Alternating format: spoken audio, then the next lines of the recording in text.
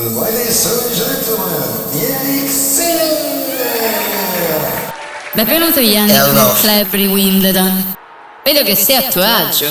Ti piace stare qui, eh? E allora, ce l'ho meglio un dubbio. Quando sei in campo e ti viene di fare da pipì, come fai?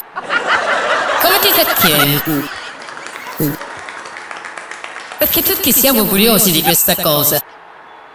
Vorremmo capire. Allora, io dall'inizio veramente, sia a Djokovic ci ha consigliato sia a me che a Carlos.